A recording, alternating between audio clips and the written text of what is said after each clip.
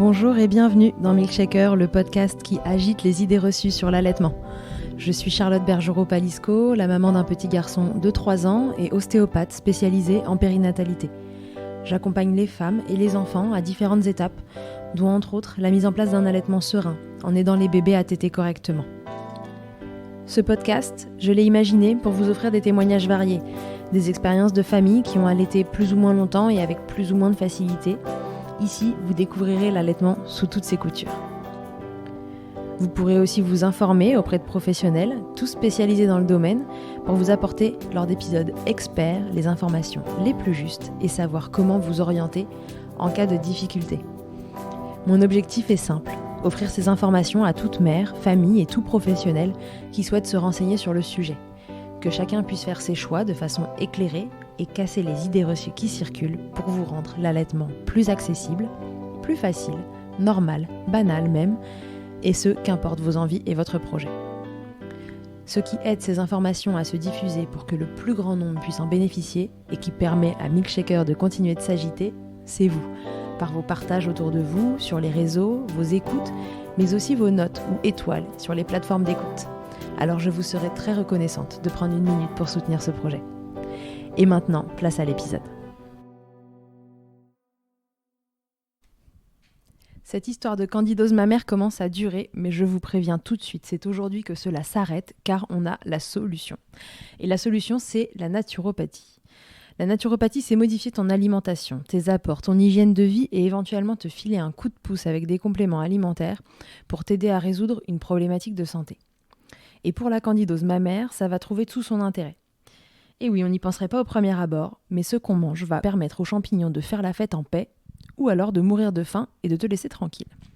C'est donc Jessica Santero, la naturopathe qui a accompagné Bénédicte lors de l'épisode 63, qui va nous donner tous les tips possibles pour se sortir de la panade.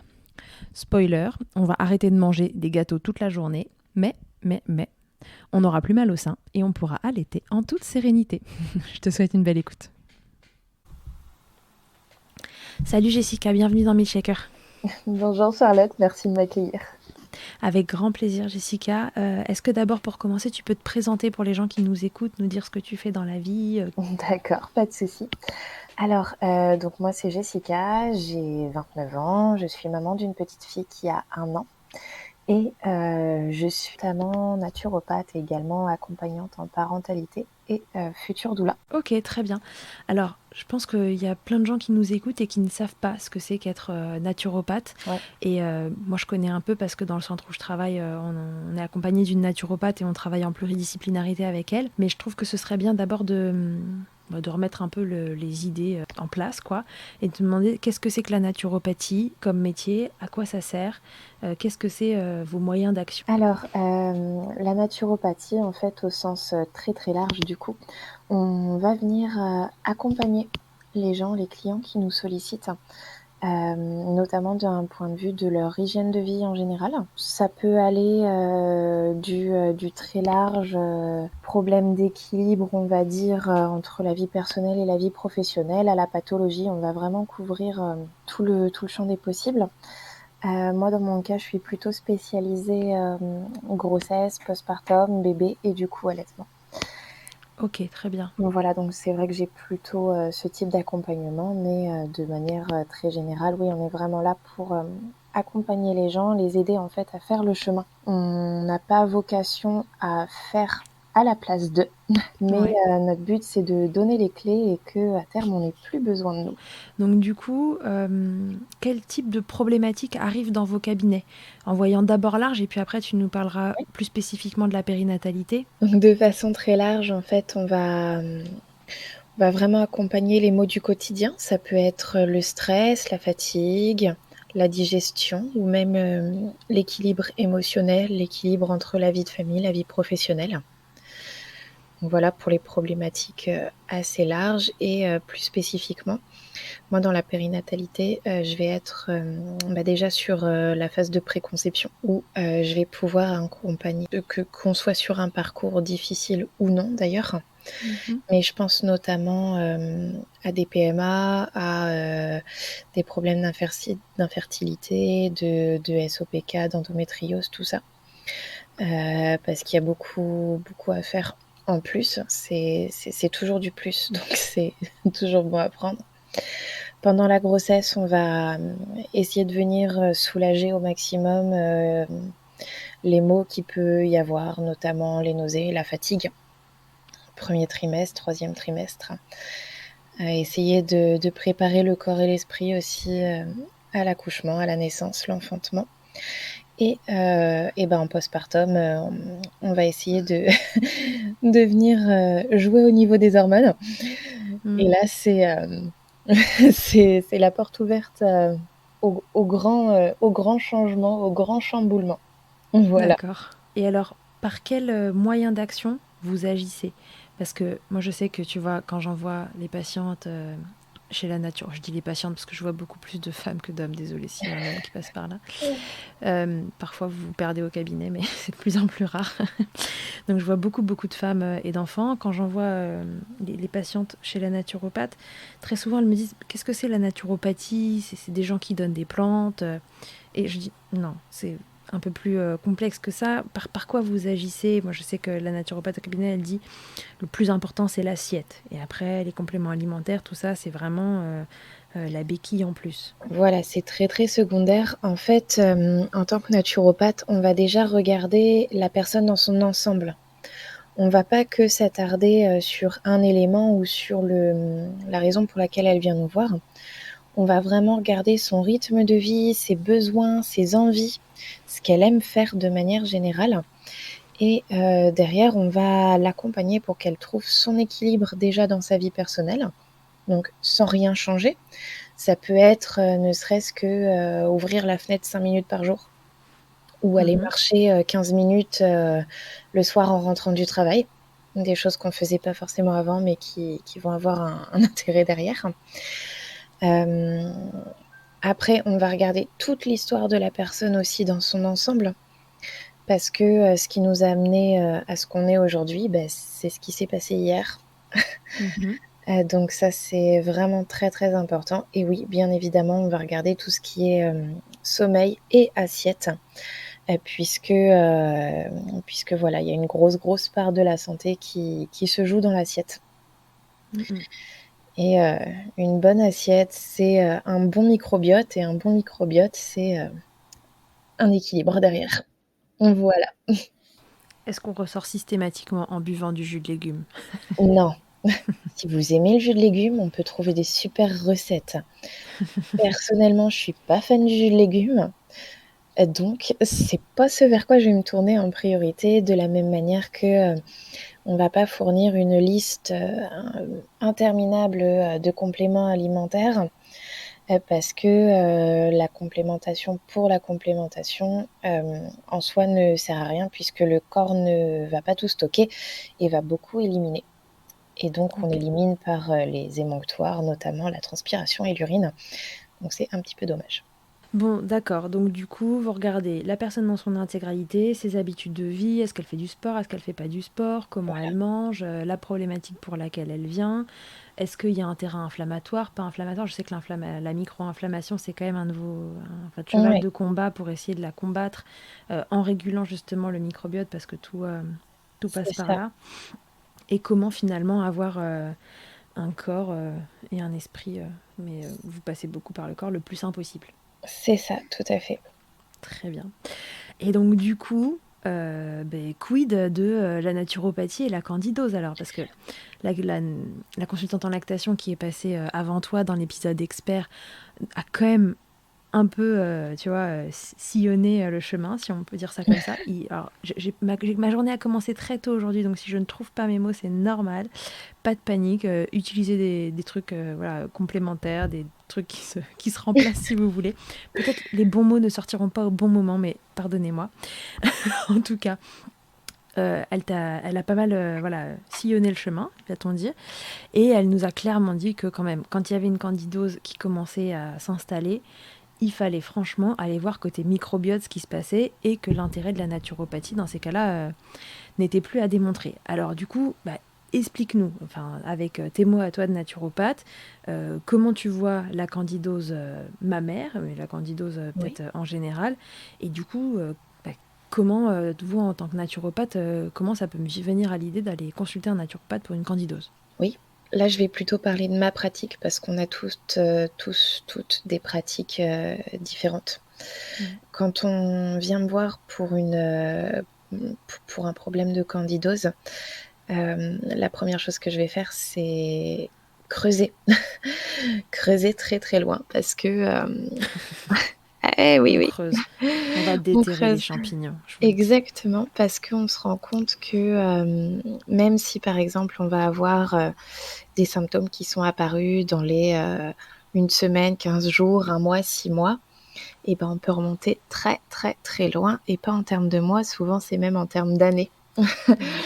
Avec mes clientes, j'arrive généralement, oui, à remonter, très loin en termes d'années pour voir, où est-ce que ça a commencé, comment ça a commencé. Mmh. Parce que voilà, le champignon, il s'installe dans un terrain propice Mmh. et si on ne trouve pas, quel est ce terrain, et bah, savoir par où l'attaquer et comment le réguler, c'est beaucoup plus compliqué. Ouais. Ce qu'elle nous disait, Marie-Noël Latta, c'était que, en gros, du champignon, enfin du... Comment il s'appelle déjà? Du candida albicans, Oui, on en a finalement de toute façon dans notre oui, flore et on en a besoin. bactérienne, on en a besoin.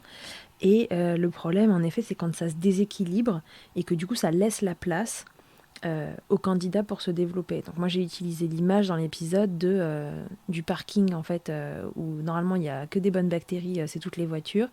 Si la mauvaise bactérie, elle arrive et qu'il y a plus de bonnes bactéries parce qu'il il y a de la place partout, bah, elle va venir et puis elle va venir accompagner de toutes ses potes C'est mauvaises ça, bactéries. Voilà. Alors que s'il n'y a pas de place sur le parking parce il y a les bonnes bactéries et que le microbiote y roule, bah, il n'y a pas de place, bam, je m'en vais. En tout cas, je me développe pas là, il n'y a pas de place pour faire la teuf. c'est ça, et il y a aussi, tous les petits bouchons qui se créent derrière et qui font que, on va rester là et planter la tente. Ah, en plus, ça crée des bouchons. Ah oui, j'avais pas, Oui, j'avais ah pas oui, pensé à parce l'histoire que des embouteillages. non, ouais, non, mais c'est ça, parce que du coup, elle peut, bah, soit redescendre, soit remonter. Mhm. Parce que voilà, là, on est bah, candidose mammaire, parfait exemple. Tout ça, ça va se situer aussi, bah, microbiote, donc intestin, estomac. Quand on parle de candidose mammaire, c'est qu'elle est remontée dans les seins. Elle peut aussi descendre, et du côté de la flore vaginale et déséquilibrer les choses et remonter dans la bouche. Bah, c'est notamment, le muguet pour les bébés, Bien sûr. mais aussi chez les adultes. Mhm. Ok. Bon, donc du coup, en gros, quand tu vois, quand il y a candidose mammaire, tu te dis, Je oula, creuse. alors là, ouais, voilà, il va falloir creuser. C'est ça, faut creuser pour voir quelle est son origine parce que, la candidose aime bien le stress. La Ah, en plus. candidose aime bien les changements hormonaux et quand Ah, la on est candidose adore le postpartum et la la grossesse. candidose adore le postpartum et même en remontant un petit peu plus loin, nous sommes des femmes, la candidose adore l'adolescence. Ah, ouais. Et voilà, et généralement, on arrive assez souvent à remarquer des similitudes d'infections urinaires pendant l'adolescence ou après l'apparition des premières règles, des choses comme ça. Ok, Et donc d'accord. là, on voit un terrain propice et Et c'est parti, toboggan voilà. glissant pour les champignons. Qu'on se le dise tout de suite, qu'on se mente pas, ceci n'est pas une consultation de naturopathie qui peut s'appliquer à tout le monde. Jessica va être super sympa et vous donner tous les grands conseils universels que vous pouvez déjà appliquer pour commencer. Mais vous l'aurez compris, la naturopathie, c'est du cas par cas, c'est comment chacune fonctionne, chacun fonctionne avec ses habitudes de vie, son passé, etc. Et donc, il y a vraiment après des informations à prendre au cas par cas. Donc, si vous êtes concerné par une problématique comme ça, et que vous vous dites que la naturopathie peut être une solution, et je vous le confirme, elle peut être une solution, elle est peut-être même la solution. CF, l'épisode avec Bénédicte, où pour elle, franchement, voilà, c'est ça qui l'a sortie de la galère, parce que sinon, le terrain, visiblement, était quand même bien miné, hein, si elle nous écoute. Alors, alors du coup, voilà, elle va nous dire dans les grandes lignes ce qu'on peut faire, mais ne prenez pas ça comme une consultation, plutôt comme quelques pistes que vous pouvez commencer à appliquer. Et de manière générale, hein, ce qui marche en universel ne marche pas que pour les candidoses, hein, ça marche pour rester en bonne santé, avoir un microbiote qui est bon et ô combien le microbiote est important pour beaucoup de problématiques.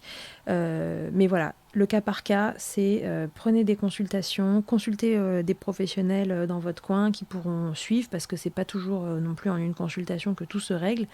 Comme vous le disait Jessica, il y a des choses qui commencent loin, loin, loin en amont et parfois il faut un peu aller déterrer plusieurs couches pour s'en sortir. Voilà, une fois que ça s'est dit, Jessica, dans les grandes lignes, qu'est-ce que peut faire une maman allaitante qui se retrouve avec une candidose mammaire? Alors, ne pas rester seule, déjà, ça c'est la première chose, Mhm. on va le rajouter encore. Et je me permets juste de rajouter, s'il y a traitement médical quelconque, Mhm. on ne prend rien sans l'avis d'un médecin, d'un naturopathe, de qui que ce soit, puisque certaines plantes peuvent agir sur les médicaments et stopper ou diminuer leur efficacité. Ok. Notamment comme le disait Béné dans l'épisode avec toi, sur le fluconazole et l'extrait de pépins de pamplemousse.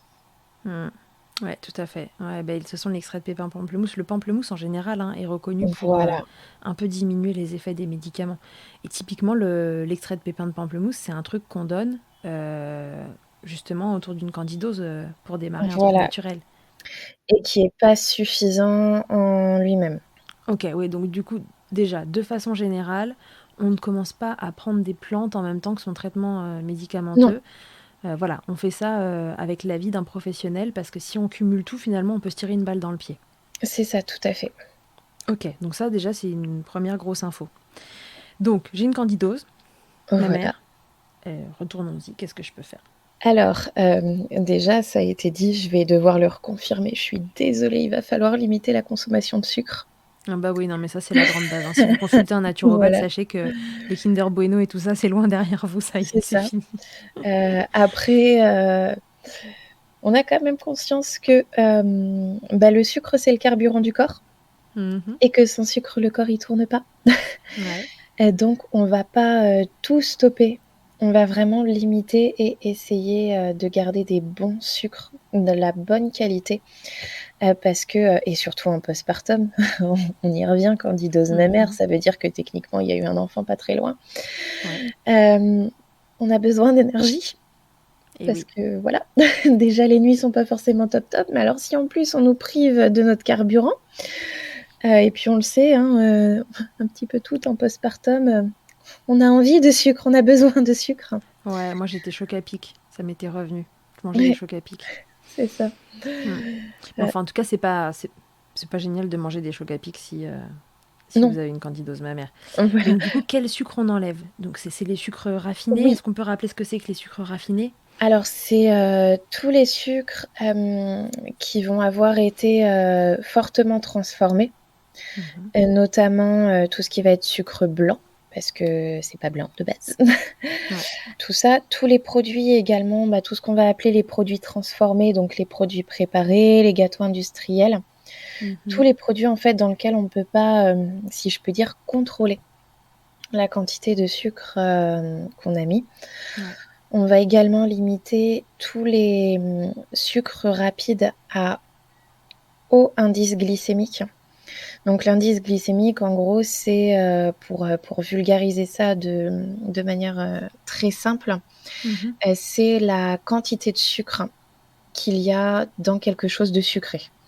D'accord. Le plus haut étant le glucose et le fructose pur, D'accord. où là on est à 100. Et ben nous, on va essayer de se rapprocher en dessous de la barre des 50 en tout cas, parce que plus c'est compliqué. D'accord. Ok. Donc du coup, Mais ça donne quoi, par exemple, comme différence de produit? alors, par exemple, on va préférer la farine complète ou la farine de petit épeautre pour faire un gâteau, Ouais. et ça on peut sans souci. On va Ouais. préférer les pâtes, tout ce qui va être pâtes complètes, les légumineuses également qui vont être très intéressantes à plein de Ouais. points de vue. Et on va changer les sucrants. Il y a pas mal de petites choses qui sont très intéressantes, notamment le sucre complet, si on veut rester sur vraiment du sucre, également le sirop d'érable et Mhm. le sucre de bouleau. Donc le sucre de bouleau, c'est xylitol. et le D'accord. sucre de coco, qui vont OK. être de bonnes alternatives, qui vont avoir un pouvoir sucrant, totalement satisfaisant, un goût très agréable et malgré tout nous permettre de conserver une alimentation qui va être le plus proche de ce dont on a l'habitude. D'accord. OK, très bien. Donc en gros, on oublie les paquets de gâteaux, Voilà, on oublie les Petits Princes, on oublie les Kinder Bueno, on essaie d'oublier les pâtes, voilà, les pâtes classiques, blanches. blanches. On va plutôt vers des choses, avec du blé complet, ou autres, les légumineuses, tout ça. Quid des fruits? Alors les fruits, on va, préférer les fruits, un petit peu moins mûrs parce qu'en fait la teneur en sucre va changer en fonction, Du du mûrissement, ça se dit? Le je mûrissement? sais Pardon, il est tard, hein, je vous l'ai dit. En fonction de si le fruit est mûr ou non. Donc, plus le voilà, fruit est mûr, plus plus il est le sucré. c'est ça, plus le fruit est mûr, plus il est sucré et notamment, du coup, petite transition, la banane va être très intéressante puisque c'est un antifongique naturel et on va préférer la banane, jaune à la banane très, très jaune, Ouais, légèrement, ouais, qui tire noir. vers le noir. Ouais, OK, Voilà, je donc comprends. voilà, ça c'est bon et ça va être pareil à peu près avec tous les fruits. Oui, donc du coup, tout ce qui est fruits rouges l'été et tout ça, enfin, en fait, ça se mange pas mûr, quoi. Donc ça, il vaut mieux éviter. Ou on peut quand Voilà, même globalement manger des fruits. on peut quand même et puis c'est important, on en a besoin. Ouais. Donc voilà, on va éviter effectivement de faire une orgie, de fraises, hyper mûres.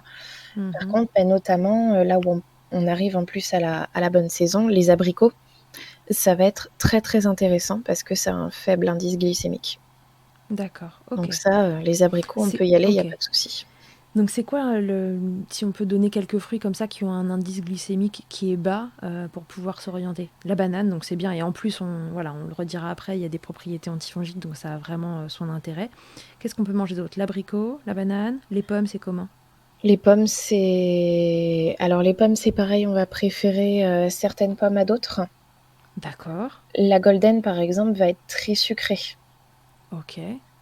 mais sur, des pommes comme la gala, ça va être bon, voilà et c'est comme tout quand on parle alimentation, tout est une question de modération. Mmh, mmh, mmh. OK. On peut manger une pomme et si on en mange 4, c'est pas pareil. Donc pour les sucres, je pense que c'est assez clair. On enlève les sucres raffinés, on essaie de manger des fruits, pas hyper mûrs et bon, on va manger des bananes quoi, hein, ça va être sympa. C'est ça. C'est ça. Et ensuite, qu'est-ce qu'on peut faire d'autre, globalement dans l'alimentation?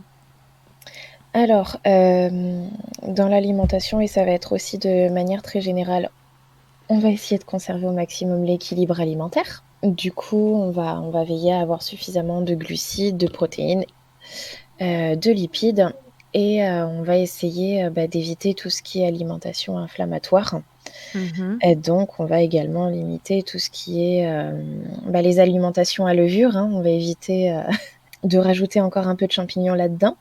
C'est quoi les alimentations à levure? Alors ça va être, tout ce qui va être, les levures de bière, levure maltée, la bière du coup en général, le pain au levain, Ouais, voilà, toutes ces choses-là qui vont être des champignons, vivants. OK. Et quand tu dis, nourriture, pro-inflammatoire? La charcuterie, Ah, le fromage, ah, les produits laitiers. café? Une tasse par jour, c'est bien? Ouais, de toute façon, en allaitant, on sait qu'on Une évite tasse d'en boire par des jour, c'est quantités, bien. très élevées. Voilà. Donc là, on s'est dit qu'il faut qu'on enlève les produits qui augmentent l'inflammation, Ouais, OK? Parce que l'inflammation est un endroit propice aussi au oui, développement de la candidose, c'est bien ça. OK, on a aussi enlevé les sucres, voilà. raffinés, en tout cas les mauvais sucres. Qu'est-ce que je peux faire d'autre, dans les grandes lignes pour, essayer de virer l'environnement propice à la candidose et en créer un plutôt propice à ce que le champignon se dise cet endroit n'est pas si confortable que ça, je vais plutôt m'en aller. Voilà. Alors, pour continuer sur l'alimentation, ce sera le dernier point alimentaire. Ouais, On va, essayer de faire ce qu'on appelle la régulation de l'équilibre acido-basique. ouais, C'est un terme un peu barbare pour dire que, en gros, on va essayer de maintenir un pH neutre, ouais. dans l'intérieur du corps, Mhm. puisque le champignon aime l'acidité. Mais alors, ça consiste en quoi, du coup, d'avoir un équilibre acido-basique qui est OK? Ça va être par l'alimentation aussi? Est-ce que ça va avec enlever ces choses qui sont inflammatoires ou est-ce que c'est quelque chose de différent? Alors, ça va vraiment être l'équilibre alimentaire du coup. En gros, une alimentation avec la juste quantité de produits animaux et de produits végétaux. D'accord. Mais est-ce que ça rejoint pas un peu cette histoire d'inflammation finalement? Si, si, si, c'est très complémentaire. D'accord. Donc en fait, c'est un peu l'équilibre acido-basique qui, si il est bon, euh, Oui, est propice à ce que l'environnement soit pas inflammatoire, c'est ça? C'est deux choses voilà, qui c'est découlent ça. l'une de l'autre. Ok, donc en fait, on agit par les mêmes mécanismes sur l'inflammation et sur l'équilibre acido-basique, c'est Oui, ça? oui, oui, Ok, oui, donc on mange plus de légumes que de viande. c'est ça. Donc ça, c'est pour l'alimentation. On enlève les Voilà, sucres, on équilibre son alimentation pour avoir plus de légumes, plus de choses basiques, limiter tout ce qui est pro-inflammatoire, les charcuteries, le café, la viande, c'est les ça. fromages, les produits laitiers, tout ça. Bon, voilà, les produits laitiers, c'est plus vraiment un scoop, mais bon, si jamais vous passez par là et que vous adorez manger du camembert, bon, voilà. On sait aujourd'hui que les produits laitiers ne sont pas vraiment nos amis pour la vie. Voilà, c'est ça. Une fois de temps en temps, c'est bien. Mais voilà, disons qu'en alimentation récurrente, c'est quelque chose qui a tendance à acidifier et à rendre C'est ça. votre environnement inflammatoire. Ok. Nous, en Exactement. ostéopathie, on sait que, enfin voilà, c'est un des trucs qu'on demande aux gens quand ils ont des tendinites à Ouais, répétition, quand ou qu'il y a telle zone qui fait mal, et puis telle autre, et puis telle autre. On se demande s'il y a une porte d'entrée infectieuse, et puis on se demande aussi, voilà, est-ce que moi, c'est une question que je pose fréquemment, c'est en termes d'alimentation, comment on est avec les produits laitiers, qui est un des grands trucs, produits laitiers et gluten, qui voilà. aujourd'hui sont un peu incriminés dans les inflammations. Ok, très bien. Donc j'ai régulé mon alimentation. Est-ce qu'il y a d'autres choses que je peux faire? Oui, et c'est là qu'on commence à bien rigoler parce que la candidose, on l'aime jusqu'au bout. Ouais. On va devoir nettoyer tout notre linge à 40 Euh, degrés minimum. ouais, ça je crois qu'elle nous en a parlé dans la fin de l'épisode, la consultante. Donc en effet, il va falloir avoir une hygiène de vie irréprochable. C'est ça. Et en fait, il faut savoir que le candidat albicans ne meurt qu'au-dessus de 40 degrés. Mhm. Donc même quand on nettoie, on va dire couramment nos vêtements, il Je reste suis d'accord. toujours des petites traces du champignon. Ce qui fait que bah, nous, on va laver nos sous-vêtements, notre t-shirt, et puis après on va les remettre, et puis ça va revenir. Donc on Mhm. aura beau bien nettoyer, bah, ces petites traces, elles vont revenir et empêcher la régulation de tout ça. Ok, donc les coussinets d'allaitement lavables, pourquoi pas, mais lavables 60 degrés. C'est ça. Et Et sinon, plutôt prendre du jetable et puis bien laver les soutifs quand même, quoi. c'est ça. Et on va préférer également les sous-vêtements en coton.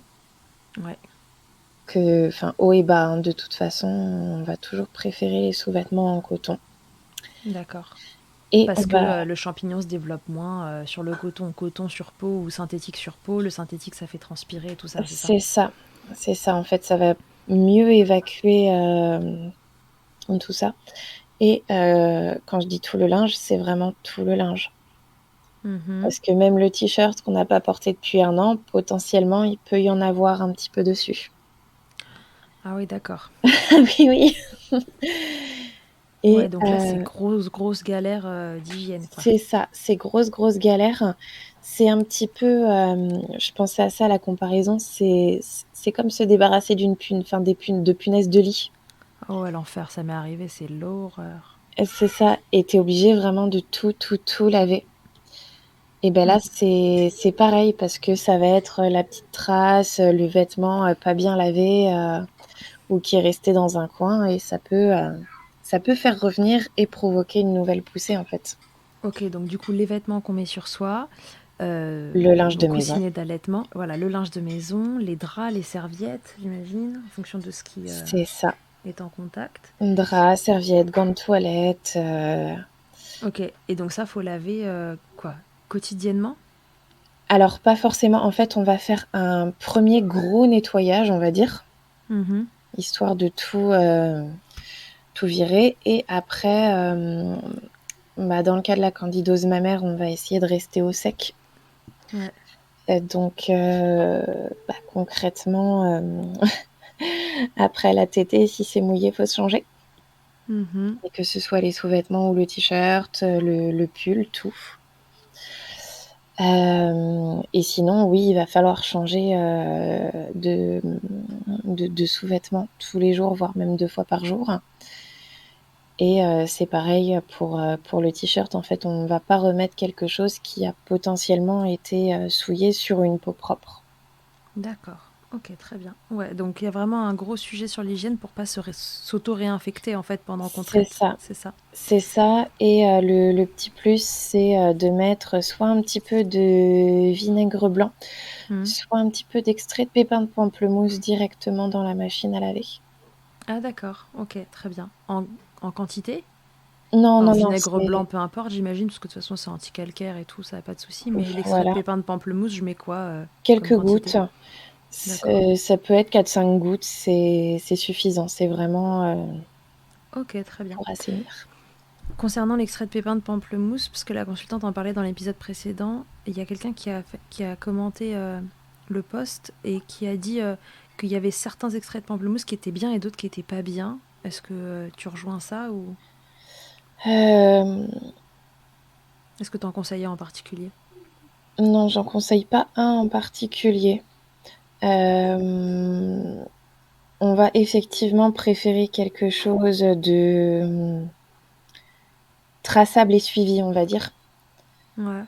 Donc sur un bon laboratoire, on va éviter d'acheter sur internet, on ne sait pas trop où, mais par contre à la pharmacie ou même en magasin bio, il n'y a pas de souci. Donc très bien, les machines, le vinaigre blanc, l'extrait de pépins de pamplemousse que je peux mettre dans ma machine, mais encore une fois que je ne mange pas si jamais C'est j'ai ça. déjà un traitement médical. Euh, Imaginons que je suis en début de candidose, ma mère, j'ai pas encore pris de traitement. Je crois qu'on s'était dit le premier truc à faire, c'est éventuellement justement l'extrait de pépins de pamplemousse. Euh, La banane, ouais, le pollen de cyste également. le pollen de cyste. Ouais, et frais. D'accord. Comment ça s'utilise? Qu'est-ce que c'est? Ça se mange? Ça se met sur les Oui. seins? Qu'est-ce que c'est? Alors, ça se mange. Mhm. Ça va avoir beaucoup, beaucoup de bienfaits. Ouais. Le pollen de cyste, c'est un petit peu mon couteau suisse de la naturo, Mhm. puisque il va réguler le microbiote, il va réguler le transit, il va être anti-infectieux, antibactérien. C'est vraiment l'arme ultime. C'est en gros une cuillère à soupe par jour, c'est bien. Même en usage quotidien, sans Ok. pathologie derrière. Ça se mange comme ça à la cuillère? Ça peut se manger à la cuillère, ça peut se manger dans un yaourt, sur une tartine. Par D'accord. contre, on ne va pas le chauffer parce que sinon on va perdre une partie des nutriments. D'accord, très bien. Et on va Ok. le conserver au congélateur. Ok. Ok, faut pas être en road trip hein, entre la lessive et C'est ça. on doit être chez soi. Ok, très bien. Donc l'extrait de pépins de pamplemousse, la banane, le pollen de cyste. Mais puis après, localement, il y a les crèmes, mais ça, la consultante en a parlé. Enfin, de toute façon, il faut consulter Oui, pour voilà, savoir c'est ce que vous ça. mettez. C'est ça. Après, il y a l'huile de coco, que ce soit en application locale ou alimentaire. Parce que ça, c'est pareil, on va être sur un antibactérien, antifongique. C'est pareil, c'est un excellent démaquillant aussi, c'est super l'huile de coco. Ok, top. Mais alors, si maintenant j'ai déjà un traitement qui a été entrepris, type fluconazole, ce genre de Oui, choses, qu'est-ce que je ne peux pas faire? J'enlève juste l'extrait de pépins de pamplemousse, le reste, je peux continuer? oui, pollen de cyste, banane, il n'y a aucun souci. Ok, donc on enlève juste cet extrait de pépins de pamplemousse. On rappelle, le pamplemousse, a des... On va pas dire que c'est une vertu, mais en tout cas, il annule les effets des C'est ça. traitements. Mais de façon générale, alors pas tous de la même façon, mais c'est vraiment faites attention si vous adorez le pamplemousse ou le jus de pamplemousse et que vous en faites avec votre médoc le matin, en fait, globalement, c'est pas une bonne idée, quoi. C'est ça. Est-ce qu'il y a des compléments alimentaires qui sont intéressants à prendre? On parle souvent, alors oui, quid des probiotiques dans les candidoses? Parce que le premier truc qu'on dit, c'est prenez des probiotiques, machin, il faut refaire la flore. Mais quand la flore, elle est complètement déséquilibrée, est-ce que le probiotique, finalement, il vient pas nourrir Si, le champignon? si. Le probiotique, dans ces cas-là, en première intention, sera pas l'idéal parce que du coup, on va justement nourrir quelque chose qui est déséquilibré. D'accord. Donc si jamais ça démarre juste, est-ce que c'est une bonne idée, tu vois, si jamais c'est le tout démarrage et qu'une fois que c'est installé, c'est plus une bonne idée? Ou est-ce que j'ai un début de candidose, je mets de côté mes probiotiques et je les prendrai plus tard? Alors, dans début de candidose, vraiment tout début, Ouais, on prend des probiotiques, c'est une bonne idée, oui, effectivement. ok. Au premier signe, avant que le parking soit complètement rempli, C'est c'est ça. ça. Là, je viens prendre mes probiotiques et j'essaie de Voilà. réensemencer en bonne bactérie. C'est ça, parce que en fait, en début de candidose, on va être au début du déséquilibre. Mhm. Il n'est pas encore installé, donc on peut encore agir là-dessus. C'est exactement ça. Le parking, il n'est pas plein, on fait juste la queue à la barrière. Ok. Une fois que c'est installé, on se donne à peu près combien de temps pour se sortir d'une candidose Alors, facilement? oula, vaste Non, question. non, non, mais le truc facile où, ah tiens, j'ai des signes, je sens que ça me fait mal, c'est mieux si je mets le bicarbonate de soude, tu vois, que je l'applique, je sens que ça me soulage, donc a priori, ça a l'air d'être une candidose. Ouais, alors, Combien de temps je me donne avant de me dire, bon là, faut lancer le plan hors sec si 3 semaines, parce Ouais, que ok. c'est la durée de vie en fait du champignon. Voilà, donc si ça a duré plus de 3 semaines, c'est déjà C'est qu'il s'est ça. reproduit. Voilà. Très bien. Non, mais ça, c'est quand même une super info. Et souvenez-vous que ça va avec, Béné vous l'a dit dans l'épisode, mais et la consultante aussi, mais minimum 3 semaines pour un Ouais, traitement médicamenteux autour de la candidose, parce que le champignon a un cycle de reproduction de 3 semaines, donc on se fait un minimum de 21 jours de traitement. c'est ça. Sinon, effectivement, les symptômes vont disparaître avant, même dès la première semaine d'antifongique, les symptômes Ouais, disparaissent, mais c'est ça va masquer revenir. le problème, en fait. Donc, je me suis laissé 3 semaines, j'ai pas réussi, j'ai un fluconazole où j'en ai pas, si j'en ai, enfin, ou autre où j'en ai pas, si j'en ai un, j'évite l'extrait de pépins de pamplemousse, Oui. je peux faire toutes les autres propositions que tu as énoncées depuis tout à l'heure. Est-ce qu'il y a d'autres choses qu'on aurait oubliées dans les généralités sans encore faire de cas par cas? Après, on va plutôt rentrer dans du cas par cas. Ok, très bien. Alors, est-ce qu'on peut peut-être se donner, tu vois, je sais pas moi, 2 ou 3 exemples de cas par cas où en fonction d'une problématique que la personne a amenée autour de la candidose, on va plutôt orienter vers un truc ou un autre pour que les gens comprennent l'importance de faire du cas par cas, justement. Oui. Et ben, justement, j'ai eu il y a pas longtemps candidose mammaire, une maman qui avait dû arrêter son allaitement parce Mhm. que c'était beaucoup trop douloureux. Ouais, Et puis, il y a tout le côté émotionnel qui a qui a joué aussi, bien sûr. d'arrêt, d'allaitement brutal, donc elle a un peu laissé ça de côté. Et là, aujourd'hui, candidose et puis projet bébé. Et donc, elle s'est dit qu'il était temps De s'en occuper. Mhm. voilà, de faire quelque chose. Donc là, on va faire attention à ce qu'il y ait pas de souci par rapport à ce qu'on propose et qu'on soit sur une alimentation favorable à la préconception. Et surtout qu'on ne propose pas quelque chose qui pourrait être néfaste en cas de début de grossesse. Oui, bien Je sûr. pense notamment, ça peut être certaines huiles essentielles, des choses comme ça.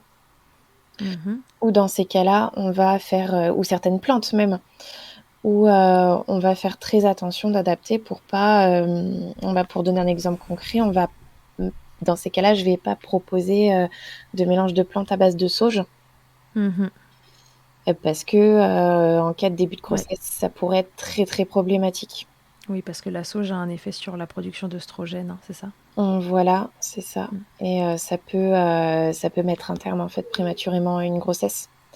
Ok. Donc c'est pour ça qu'en naturopathie, on demande vraiment tout. On Ok, pose très bien. vraiment toutes les questions. Je crois que dans mon souvenir, Bénédicte, elle nous parlait aussi qu'elle avait pris des capsules d'origan. Oui, oui, oui.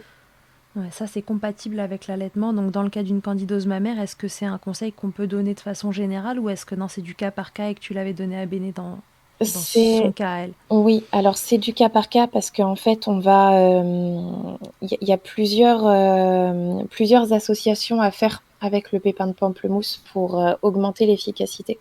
D'accord, Sauf que vont venir toute une question en fait d'allergie alimentaire déjà d'une part d'accord. et d'allergie croisée parce que c'est des choses qu'on ne sait pas forcément et auxquelles on ne pense pas forcément. Et donc nous, on fait attention de vérifier tout ça. Ok. Euh, Donc, du coup, typiquement, Béné a parlé de son origan. C'est pas un truc qu'on prend comme ça sans avoir consulté quelqu'un en même temps.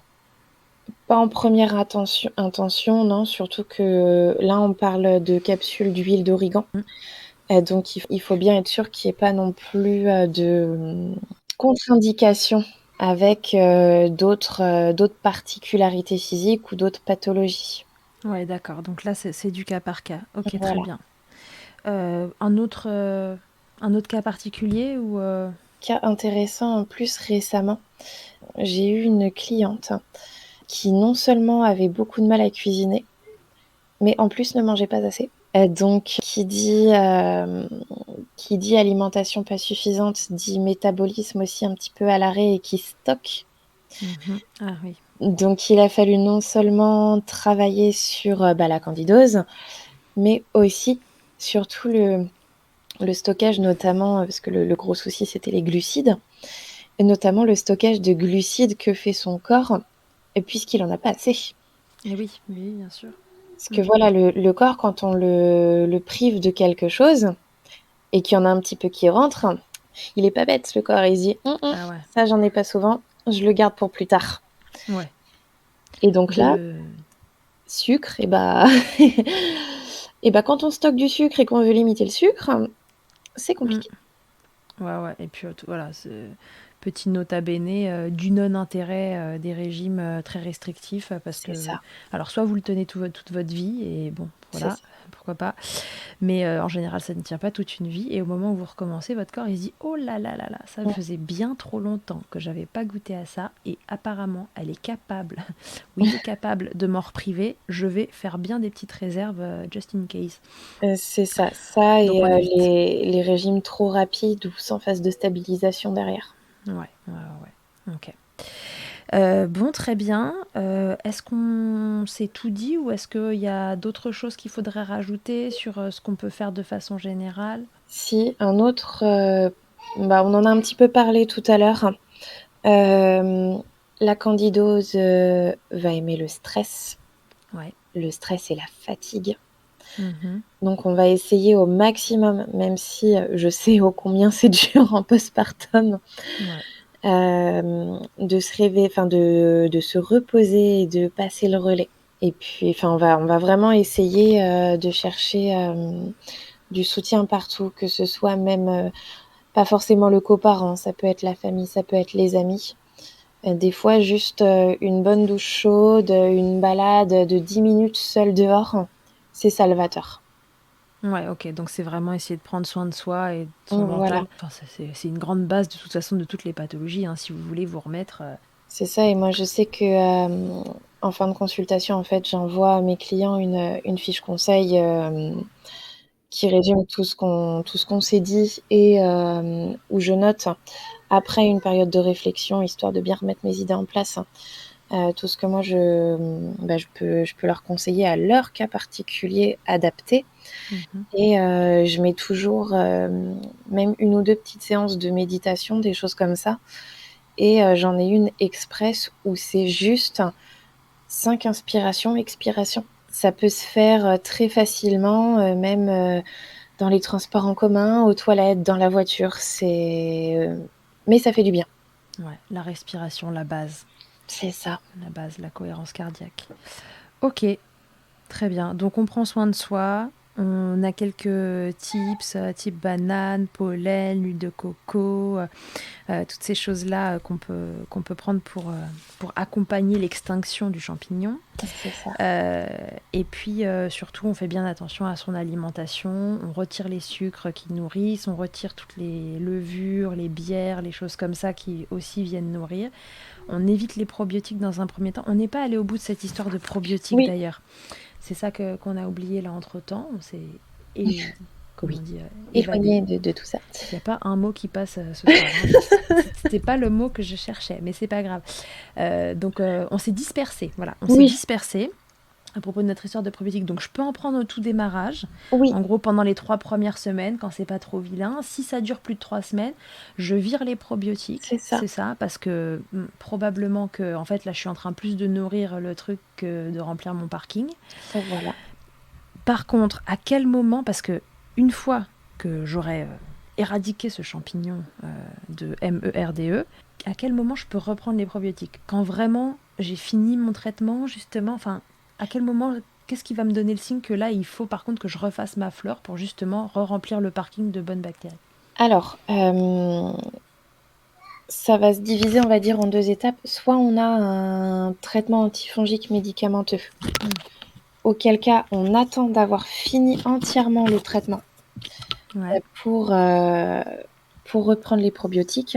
ouais. Soit on est vraiment que sur du naturel Mhm. et on va se laisser 7 jours après, L'arrêt.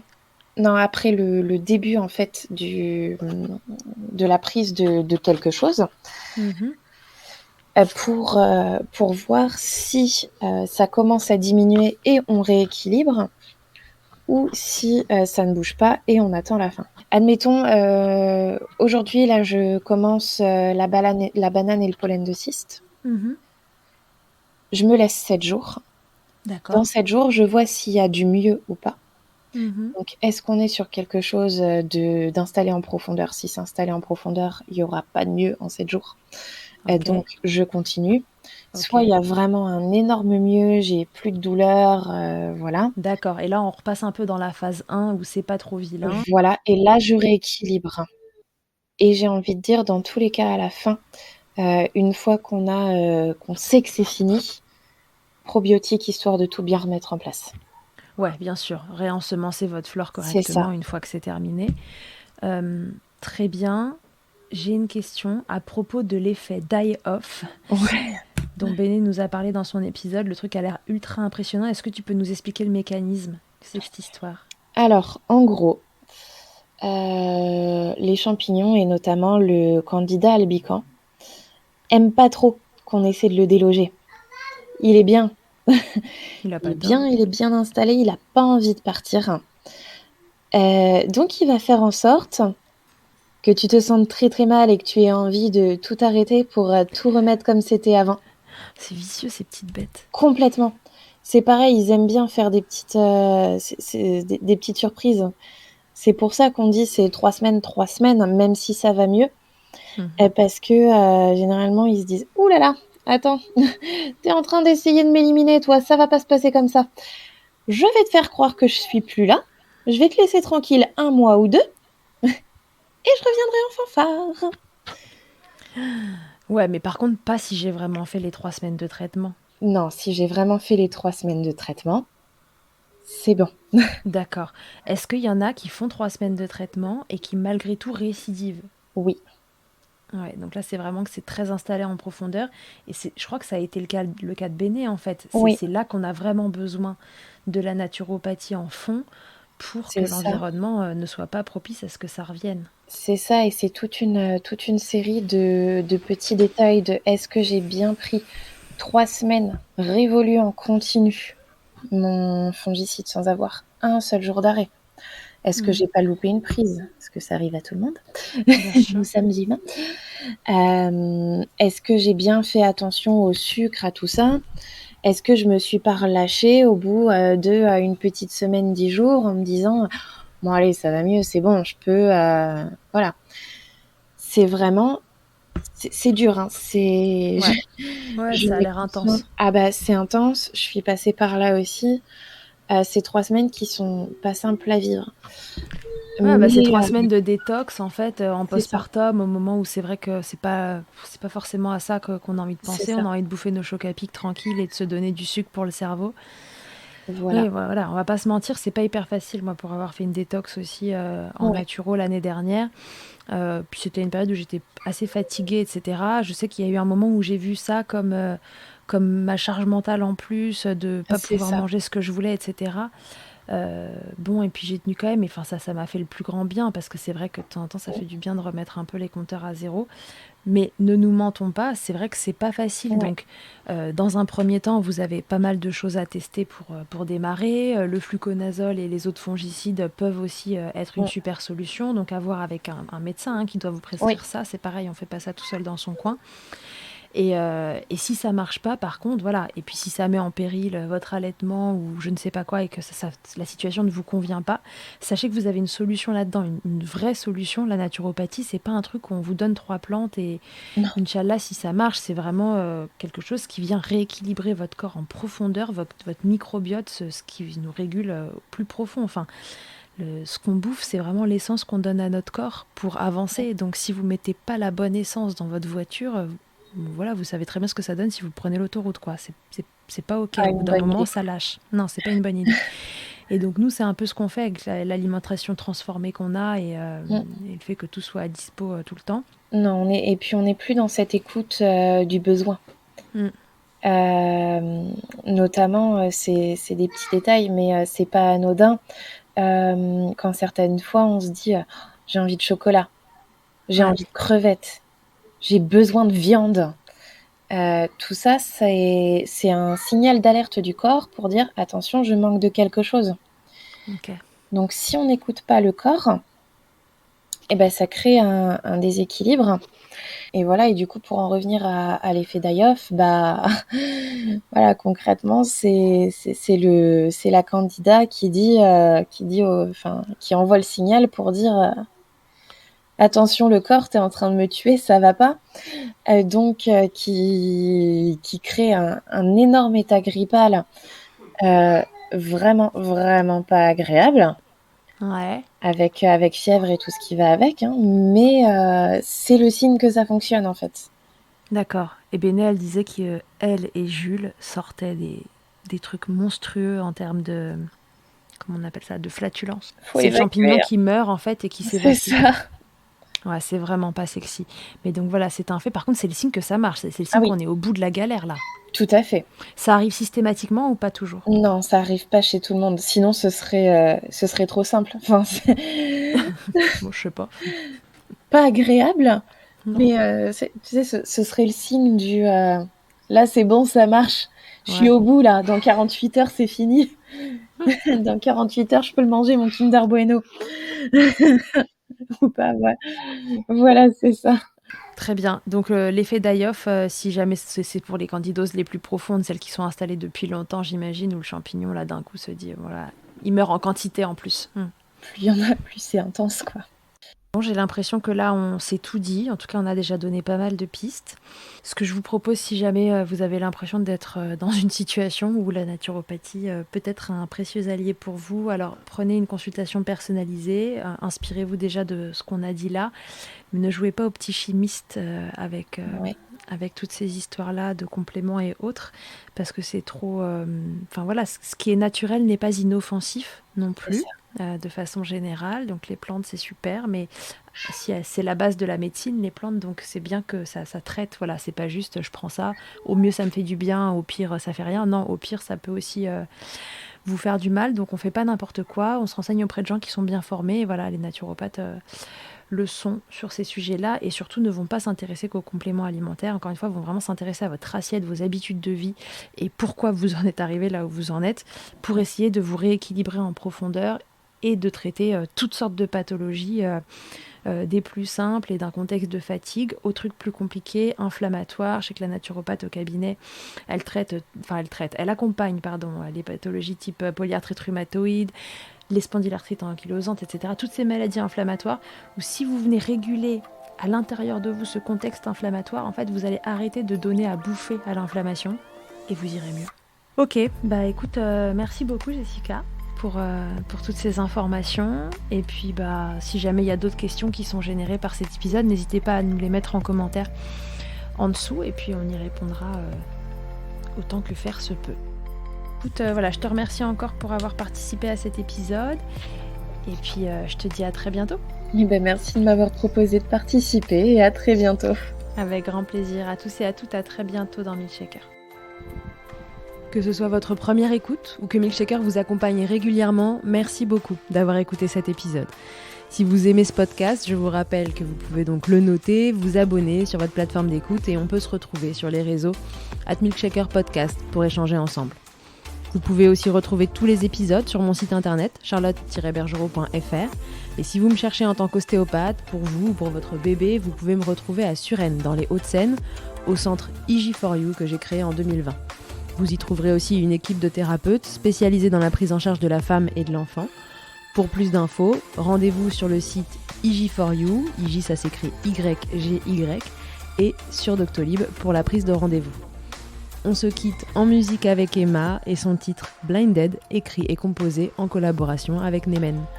Je vous dis à très vite pour un nouvel épisode et d'ici là, n'oubliez pas, prenez soin de vous, milkshakez autant que vous le voudrez et bousculons ensemble les idées reçues sur l'allaitement maternel.